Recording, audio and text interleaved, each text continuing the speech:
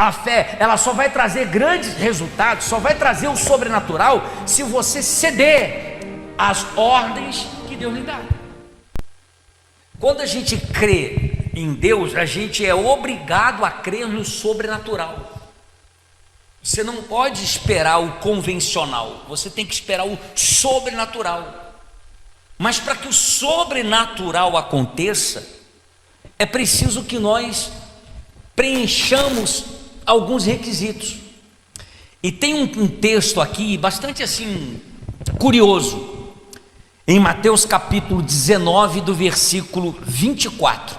E eu queria que você acompanhasse comigo a leitura. Quando Jesus e seus discípulos chegaram a Cafarnaum, os coletores de impostos de 2 dracmas vieram a Pedro e perguntaram: o mestre de vocês não paga o imposto do templo? Aqui vale uma ressalva. Se você não sabe, o imposto do templo era uma porcentagem além dos dízimos que os judeus estavam habituados a dar. Por que eu digo dízimos no plural? Porque os judeus eles tinham uma prática de devolver a Deus 2 a 3 dízimos. Tinha o dízimo para manter o templo, tinha o dízimo para manter os levitas com os seus sacerdotes, e o dízimo que era mantido para manter os pobres. De 3 em 3 anos esse dízimo era dado. Então, como a nação de Israel vivia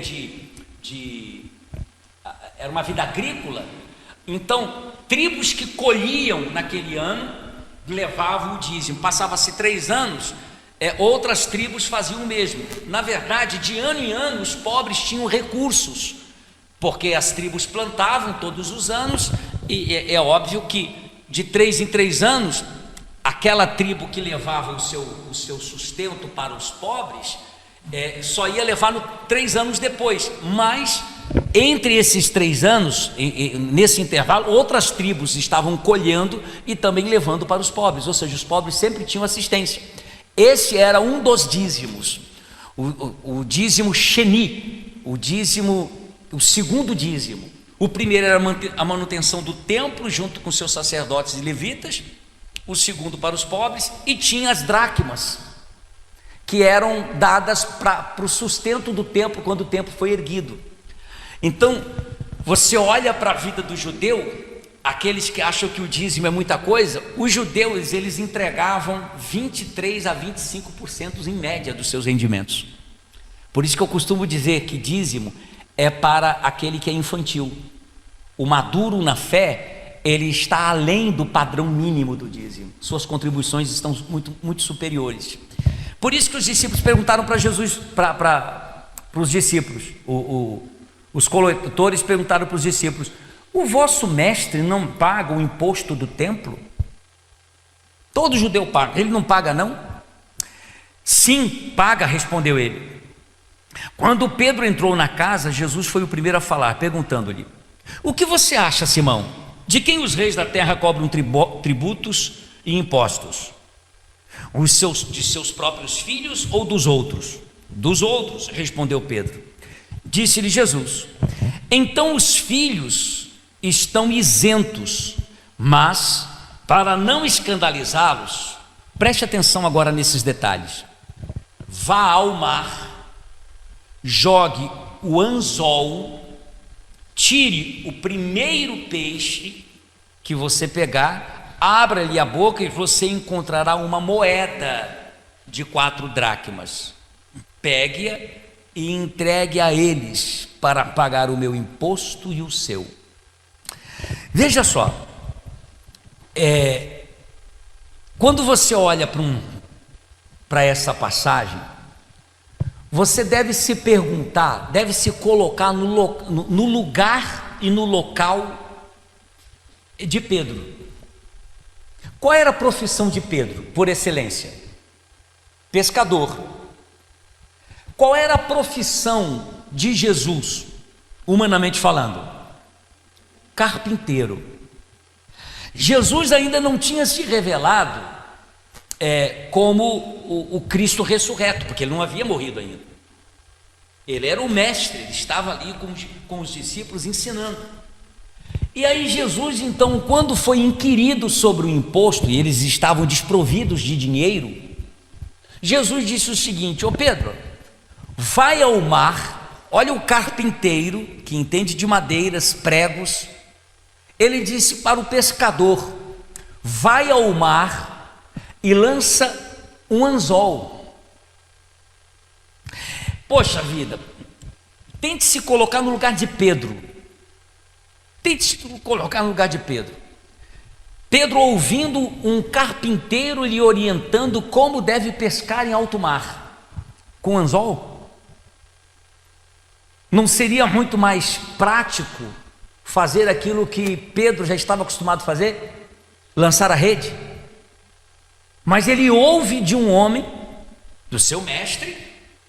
Pedro ainda era muito confuso na cabeça de Pedro quem era Jesus, porque lembra que só depois que Jesus perguntou assim: quem dizem os homens que eu sou? Aí Pedro foi revelado por Deus dizendo: tu és o Cristo.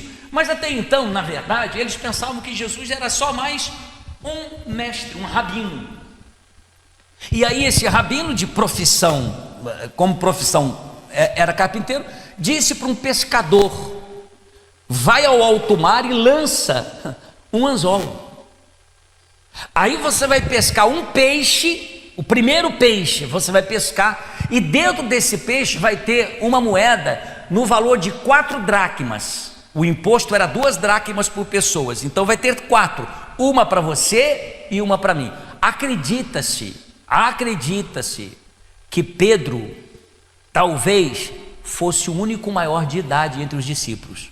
Acredita-se nisso, porque Jesus fez com que o imposto fosse pago apenas por ele e por Pedro.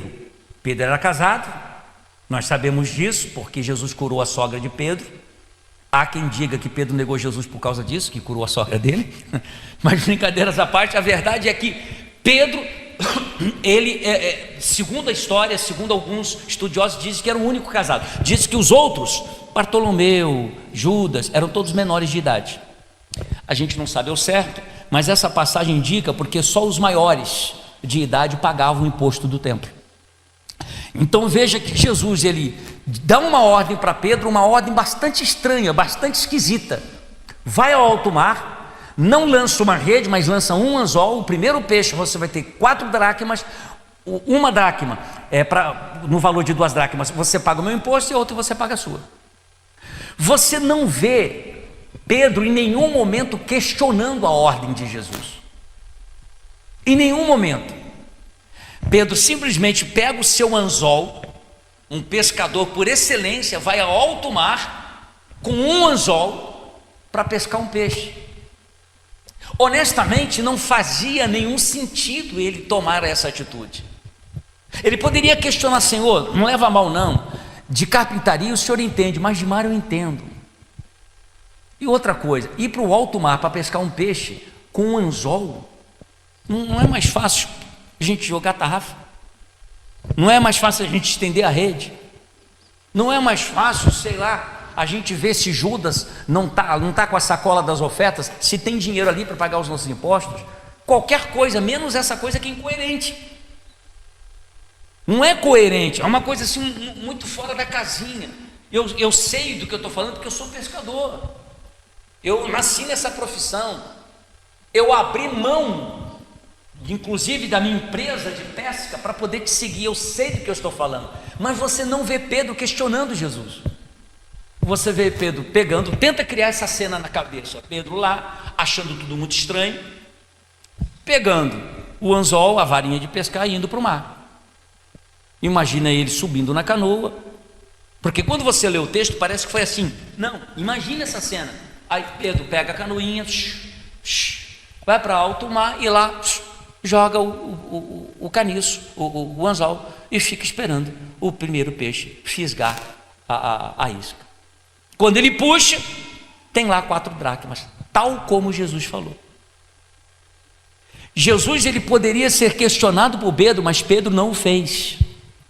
E foi exatamente a obediência de Pedro às palavras de Jesus que fez com que o sobrenatural acontecesse. As ordens que vêm de Deus para mim e para você, às vezes elas parecem extremamente estranhas, mas Jesus ele pratica exatamente isso, a fim de que nós não nos guiemos por aquilo que é convencional. Deus não vai falar uma coisa para você que seja muito sensata. Deus não vai falar, quando Ele requerer alguma coisa de você, quando Ele for requerer alguma coisa das suas mãos, da sua atitude, Ele vai sempre lançar algo na contramão de tudo e de todos. Quando você ouve Deus falando com você para que o sobrenatural aconteça, geralmente o que Ele lhe propõe é algo extremamente esquisito. Lembra de Moisés, quando Moisés estava frente ao Mar Vermelho e o exército de Faraó vindo atrás? Eu não sei, sou muito criativo, mas eu imagino Moisés olhando para trás e aquela fumaça do deserto se levantando. Ele fala: o exército está perto, o exército está perto. A multidão dizendo: e agora nós vamos morrer? Na frente tem o Mar Vermelho, atrás vem o Faraó. E agora o que nós vamos fazer? Aí de repente Moisés resolve orar. Qual foi a direção de Deus para Moisés? Marche. Não é tudo muito estranho? Marche.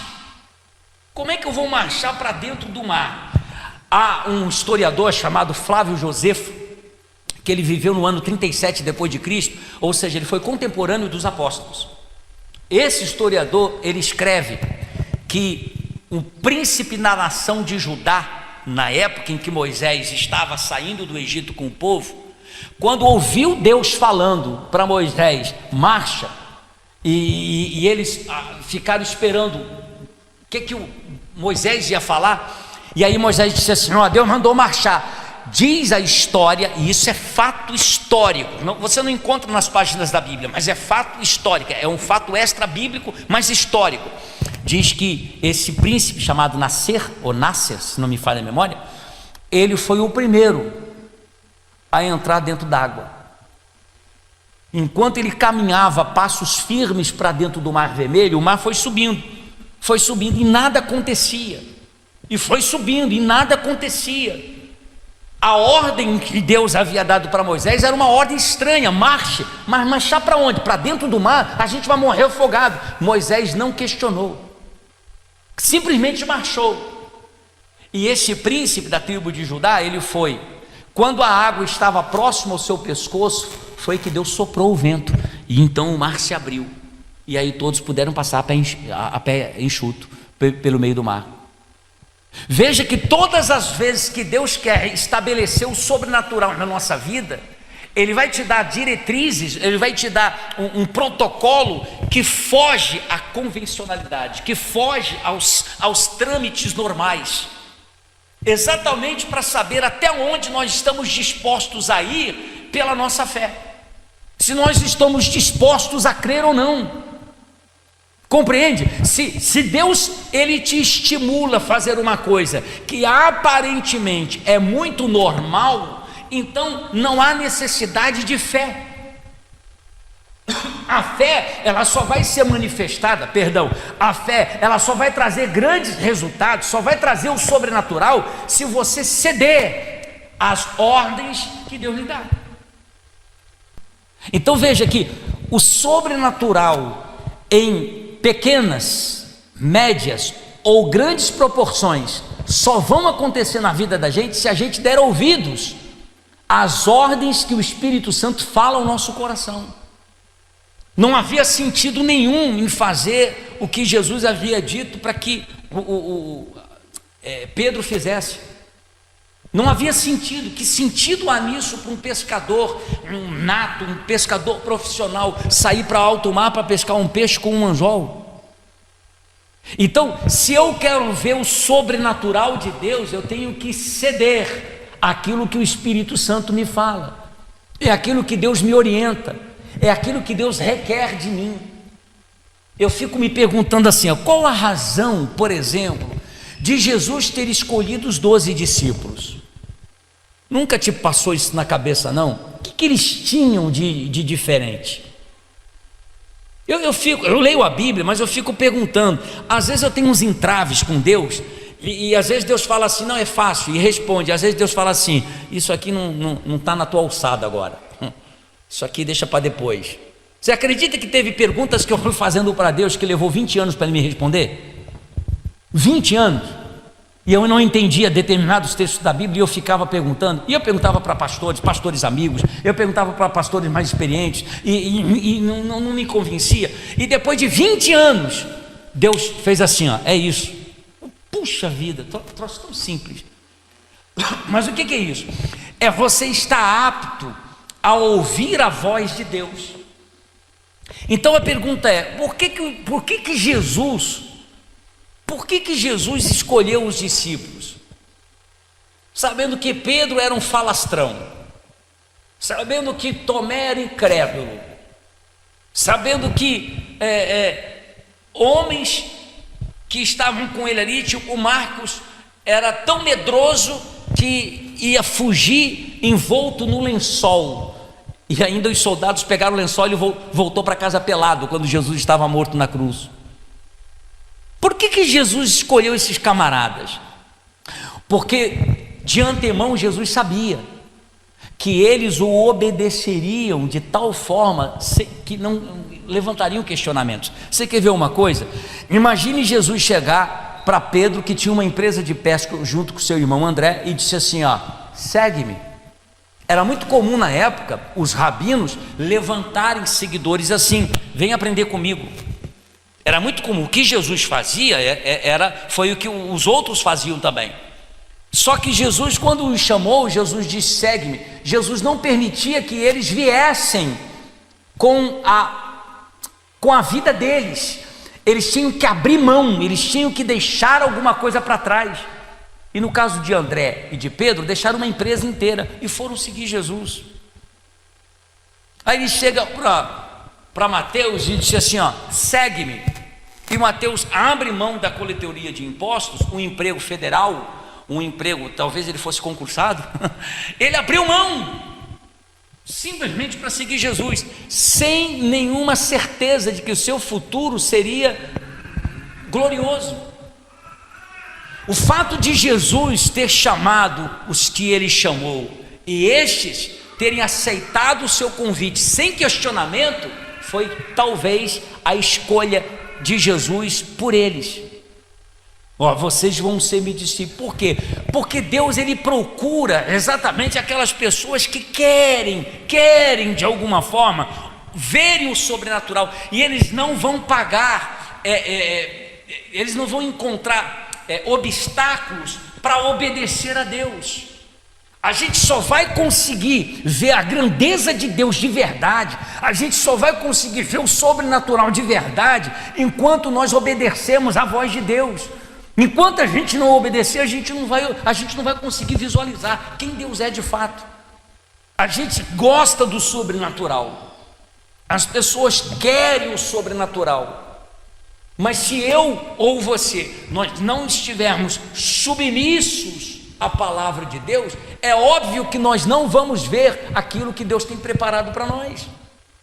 Você quer ver uma coisa interessante? Jesus, numa certa ocasião, ele disse assim, ô fulano, cicrano, vão até a cidade, procure um burrinho que nunca ninguém tenha montado, desamarre esse burrinho que vocês vão encontrar em tal lugar, traga esse burrinho para mim, e se o dono perguntar, diz assim, o meu senhor precisa dele. Gente, tenta se colocar no lugar desses homens, tenta se colocar no lugar deles. Jesus chega para você e diz assim, olha, você vai ali numa concessionária, onde o negociante trabalha com carros novos, pega um carro novo daquele e traz, e se alguém lhe perguntar, o que você está fazendo? Você só vai dizer para ele assim, o meu chefe precisa dele. Tem sentido uma coisa dessa, pessoal? Tem lógica uma coisa dessa? Você entrar numa loja e dizer assim, não, eu estou fazendo as compras, mas cadê o pagamento? Não, segura aí, estou levando aqui porque o meu mestre precisa deles.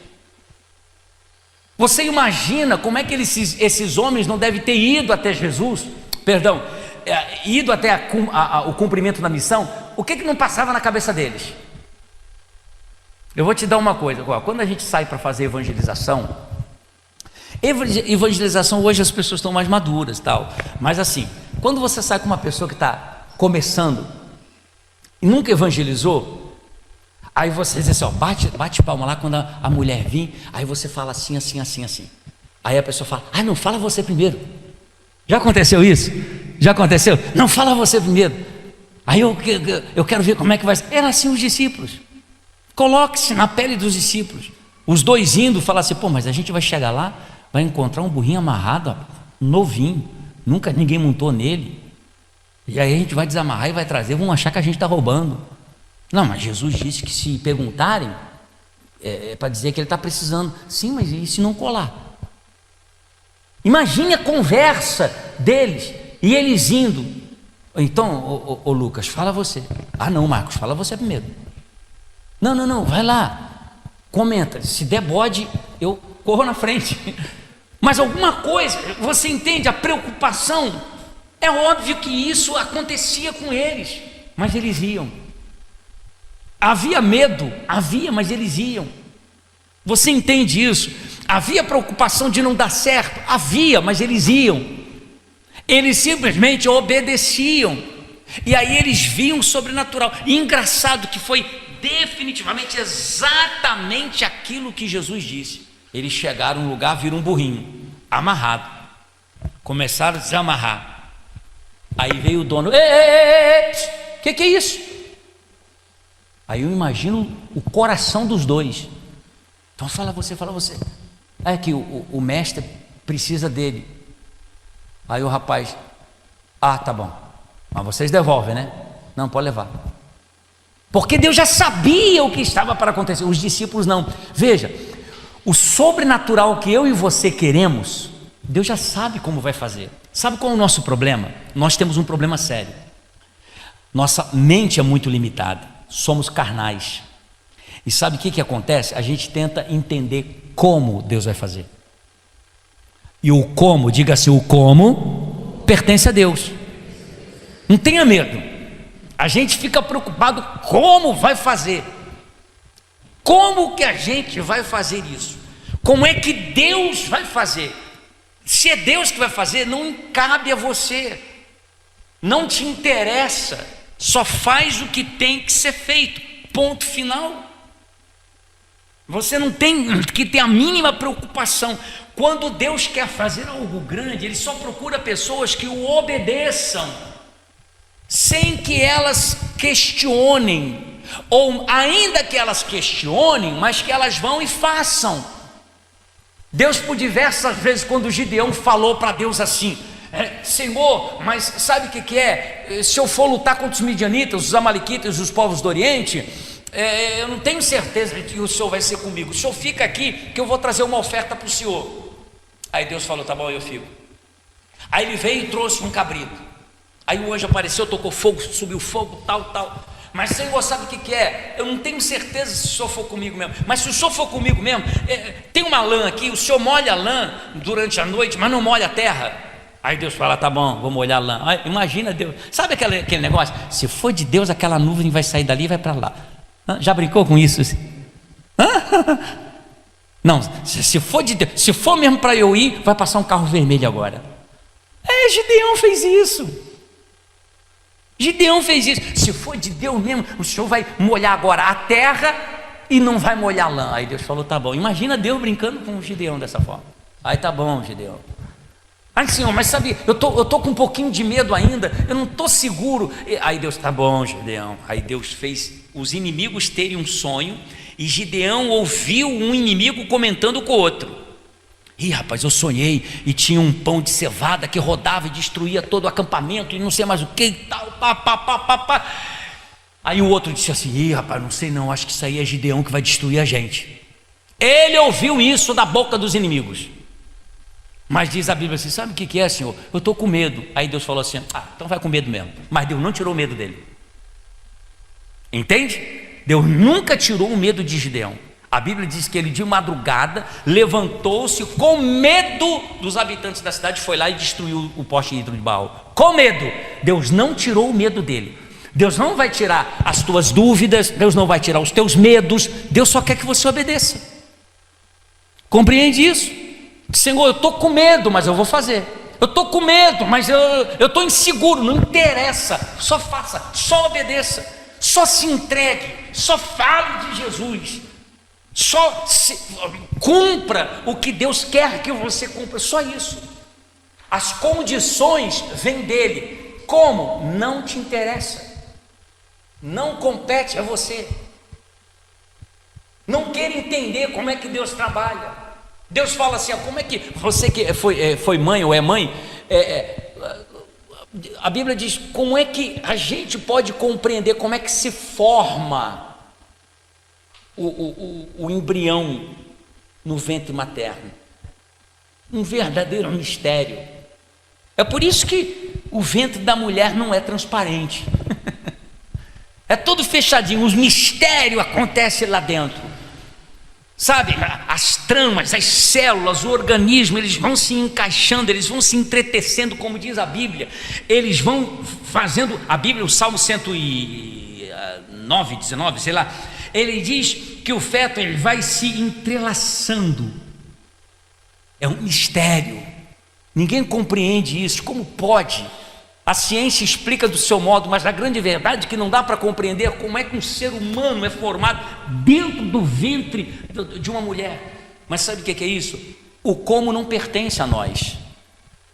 O como não nos interessa. E a gente só está preocupado em entender como Deus faz. Se eu te perguntar, você sabe como é que isso aqui funciona? Aí você diz, sei, pastor, não sabe não.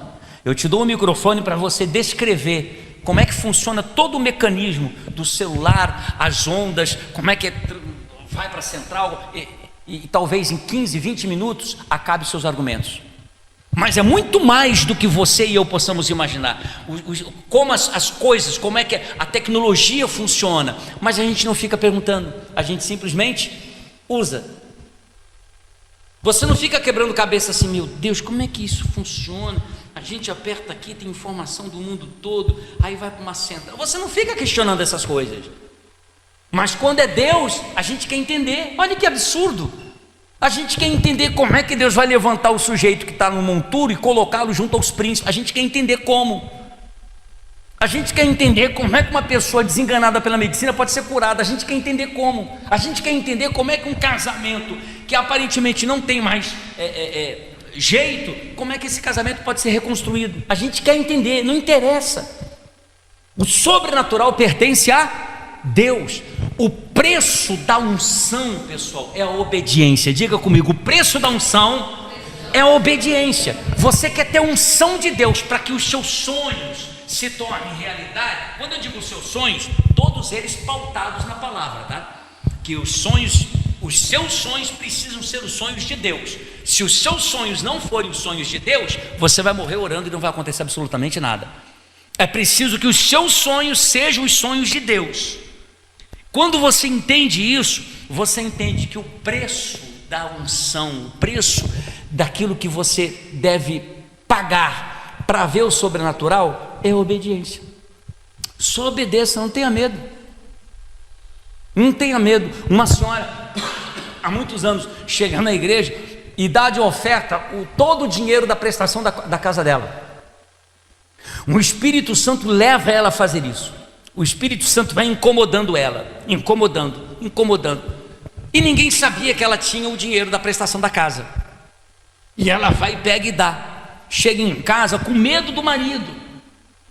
E quando ela vai na imobiliária, na época ainda daquelas, como é que fala? Aqueles arquivos manuais, ela vai na imobiliária e diz assim, olha, eu só vim aqui, vou dizer que eu vou atrasar o meu pagamento esse mês, porque aconteceu um imprevisto e tal, e não vai dar para dar esse mês, eu queria que você aliviasse, não contasse com meu marido tal, não sei mais o que. E a mulher, não, mas como é que eu estou no nome mesmo? Fulano de tal procurou, puxou a ficha, não, esse mês está pago. Não está pago não, eu até ia pagar. Ela contou a história para ela. Eu estava na igreja, o pastor pediu uma oferta e eu acabei dando. Eu falei, não senhora, está pago aqui, esse mês está pago, é só mês que vem agora. Não, mas eu vinha para pagar e não paguei. Eu falei, senhora, está pago, a senhora quer pagar de novo? Está pago. Você percebe? O sobrenatural ele só vai acontecer mediante a sua obediência à palavra de Deus. Pastor, e como é que eu sei quando Deus fala comigo? É inconfundível a voz dele. Quando Deus fala, ele fala. Você não confunde a voz da tua esposa. Você não confunde a voz do teu marido. As minhas ovelhas ouvem a minha voz. Então, quando Deus fala, não tem como você dizer assim, não é Deus, porque Deus testifica no teu coração, Deus fala no teu coração, e Ele só espera que você o obedeça, simples assim. O preço da unção não é outra coisa senão obediência. Amém, pessoal? Fica de pé no seu lugar.